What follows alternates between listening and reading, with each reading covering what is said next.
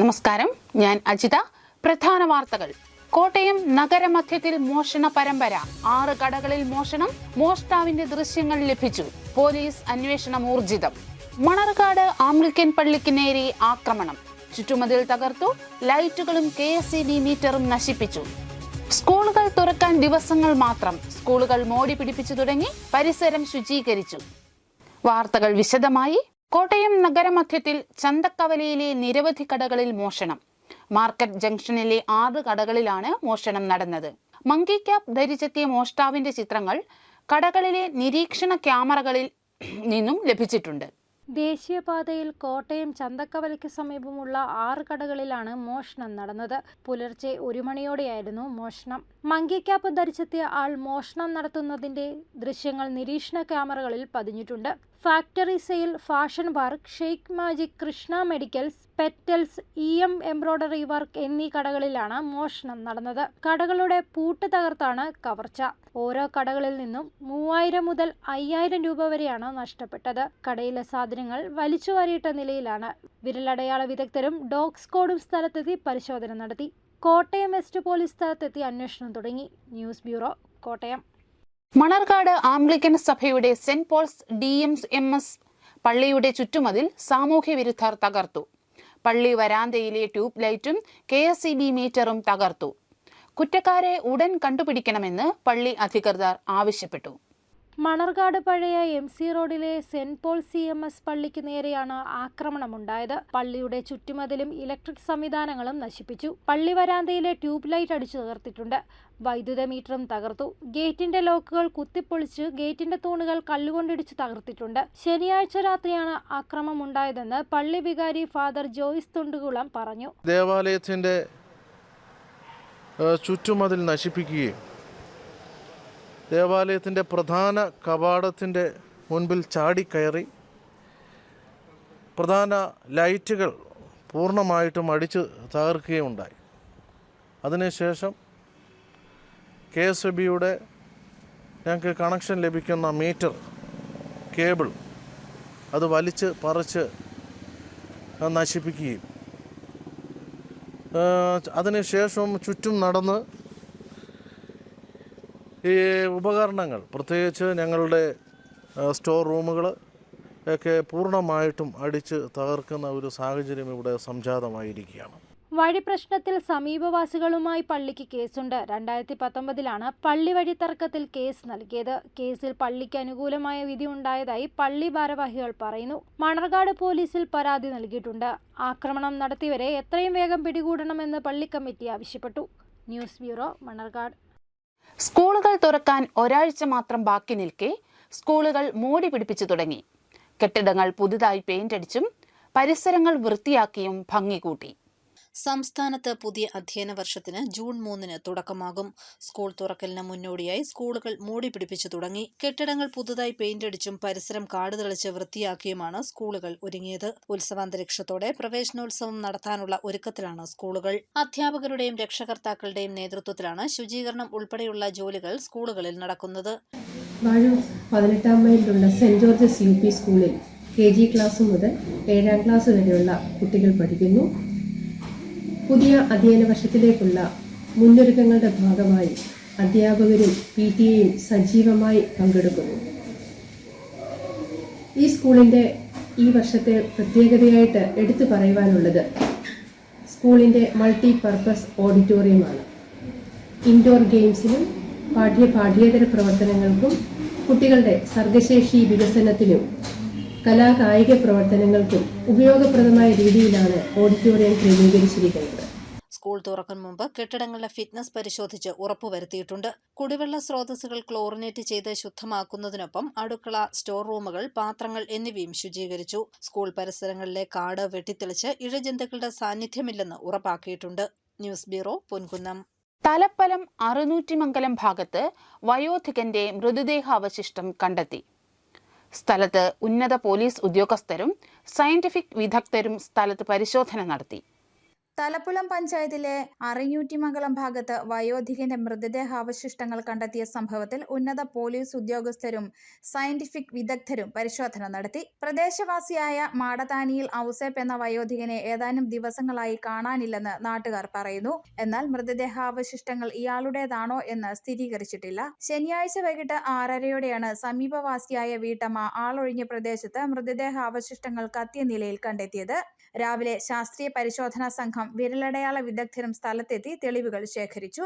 സംഭവ സ്ഥലത്തു നിന്നും ഒഴിഞ്ഞ കുപ്പിയും ബാഗും ചെരുപ്പും ലൈറ്റും കണ്ണടയും കണ്ടെത്തി. 2 പുരയിടങ്ങളുടെ ഇടയിലാണ് ശരീരാവശിഷ്ടങ്ങൾ കിടന്നിരുന്നത്. സമീപത്ത് തീ പിടിച്ചതിന്റെ ലക്ഷണങ്ങളും ഉണ്ട്. ആളെ തിരിച്ചറിയുന്നതിനായി DNA പരിശോധന അടക്കം നടത്തും. Pala DYSP Sadan, Erattupetta SHO Subramanian, SI Jibin എന്നിവരുടെ നേതൃത്വത്തിൽ പോലീസ് സംഘവും സ്ഥലത്തെത്തിയിരുന്നു. News bureau, Pala. പുരോഗമന കലാസാഹിത്യ സംഘം ഏർപ്പെടുത്തിയ പാലിത്ര നാരായണൻ സ്മൃതി പുരസ്കാരം നാടൻ പാട്ട് കലാകാരൻ CJ കുട്ടപ്പന്. കോട്ടയം പ്രസ് ക്ലബിൽ നടന്ന ചടങ്ങിൽ CPM ജില്ലാ സെക്രട്ടറി AV റസൽ പുരസ്കാരം സമർപ്പിച്ചു. കവിയും പുരോഗമന പ്രസ്ഥാനങ്ങളുടെ അമരക്കാരനും ജനപ്രതിനിധിയുമായിരുന്ന പാലിത്ര നാരായണന്റെ പേരിൽ ഏർപ്പെടുത്തിയ സ്മൃതി പുരസ്കാരം മുൻ ഫോക്ലോർ അക്കാദമി ചെയർമാൻ CJ കുട്ടപ്പന് സമ്മാനിച്ചു. എക്കാലവും പുരോഗമന പക്ഷത്ത് നിലകൊണ്ട വ്യക്തികൾക്കാണ് പാലിത്ര നാരായണൻ പുരസ്കാരം സമർപ്പിക്കുന്നതെന്ന് ഉദ്ഘാടകൻ AV റസൽ പറഞ്ഞു. ഈ വർഷവും അതേ രീതിയിൽ തന്നെയാണ് കുട്ടപ്പൻ മാഷിന് പുരസ്കാരം സമർപ്പിച്ചതെന്നും അദ്ദേഹം കൂട്ടിച്ചേർത്തു.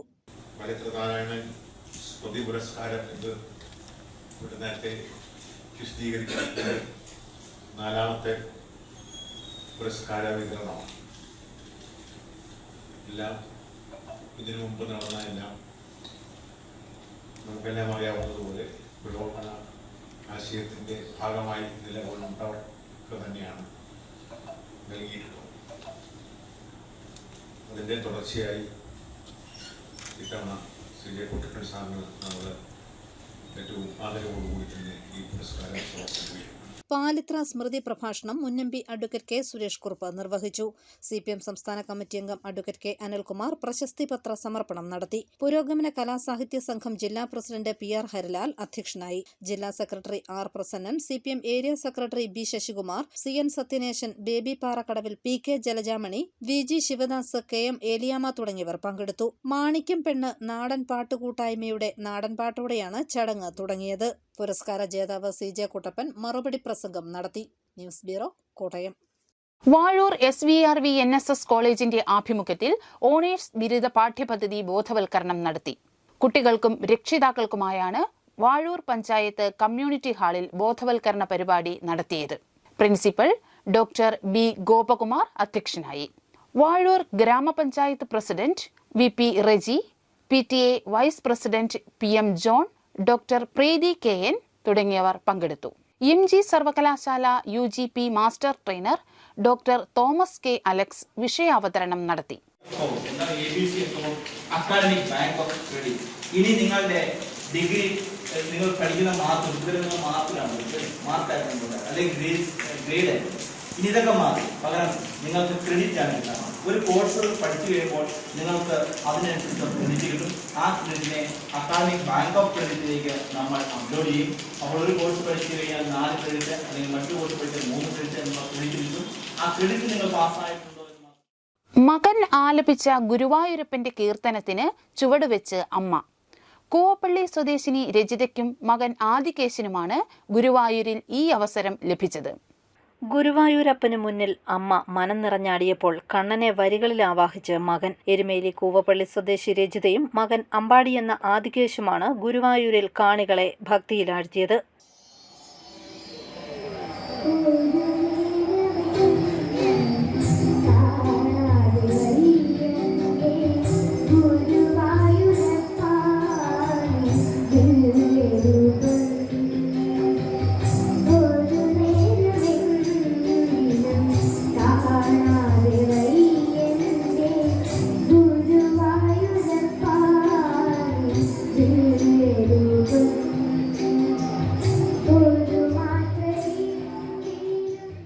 എരുമേലി നിർമ്മല പബ്ലിക് സ്കൂളിലെ 6ാം ക്ലാസ് വിദ്യാർത്ഥിയാണ് ആദികേശ്. കഴിഞ്ഞ 1 വർഷമായി ശാസ്ത്രീയ സംഗീതം അഭ്യസിക്കുന്നുണ്ട് ഈ കൊച്ചു കലാകാരൻ. സംഗീത അധ്യാപകനും കീബോർഡ് പ്ലെയറുമായ അച്ഛൻ അഭിലാഷിന്റെ ശിക്ഷണത്തിലാണ് ആദികേശ് സംഗീതം അഭ്യസിച്ച് തുടങ്ങിയത്. നിരവധി വേദികളിൽ തന്റെ കഴിവ് തെളിയിച്ചു കഴിഞ്ഞു കൊച്ചുമിടുക്കൻ. ചെറുപ്പം മുതൽ നൃത്തം അഭ്യസിച്ചിരുന്ന രജിത കലാമണ്ഡലം പുരുഷോത്തമൻ കർത്തയുടെ കീഴിലാണ് നൃത്തം അഭ്യസിച്ചു തുടങ്ങിയത്. നൃത്താധ്യാപിക രാജി ഷിബുവാണ് ഗുരുവായൂരിൽ ചെയ്ത നൃത്തം ചിട്ടപ്പെടുത്തിയത്.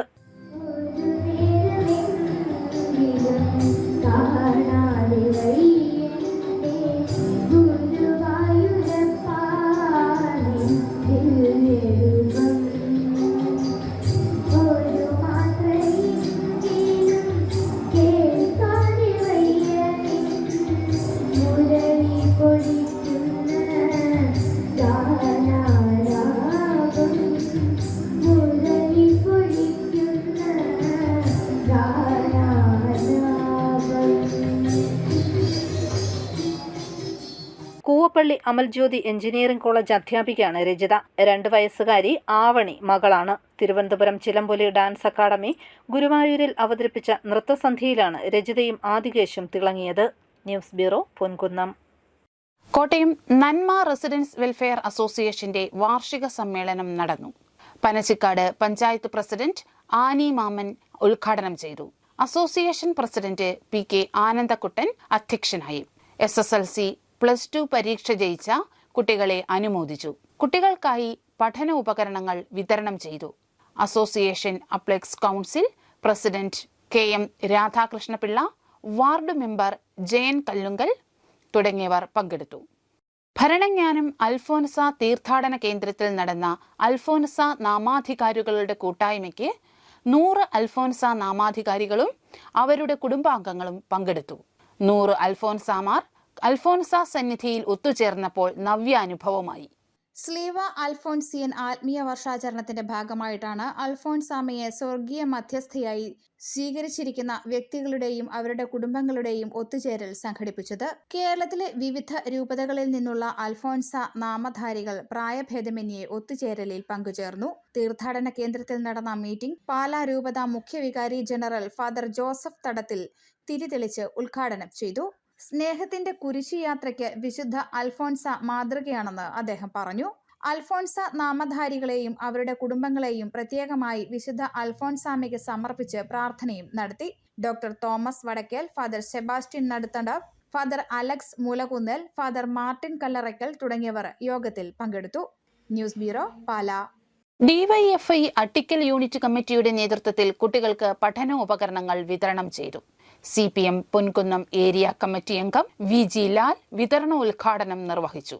അറിയിപ്പ്: മെഡിക്കൽ എഞ്ചിനീയറിംഗ് എൻട്രൻസ് പരീക്ഷാ പരിശീലനത്തിന് 6 മാസത്തിൽ കുറയാത്ത കാലയളവിൽ പങ്കെടുത്ത് എൻട്രൻസ് പരീക്ഷ എഴുതിയ വിമുക്ത ഭടന്മാരുടെ മക്കൾക്ക് നൽകുന്ന സാമ്പത്തിക സഹായത്തിന് അപേക്ഷിക്കാം. ഓഗസ്റ്റ് 15 വൈകിട്ട് 5 മണിക്ക് മുൻപായി സർവീസ് പ്ലസ് പ്ലാറ്റ്ഫോം വഴി ഓൺലൈനായി അപേക്ഷ സമർപ്പിക്കണം. വിശദ വിവരങ്ങൾക്ക് സൈനിക ക്ഷേമ ഓഫീസുമായി ബന്ധപ്പെടുക. ഫോൺ 04812371 ചേനപ്പാടി RV ഗവൺമെന്റ് VHSSൽ സ്കൂളിൽ മാത്തമാറ്റിക്സ് വിഷയത്തിൽ താൽക്കാലിക അധ്യാപക ഒഴിവുണ്ട്.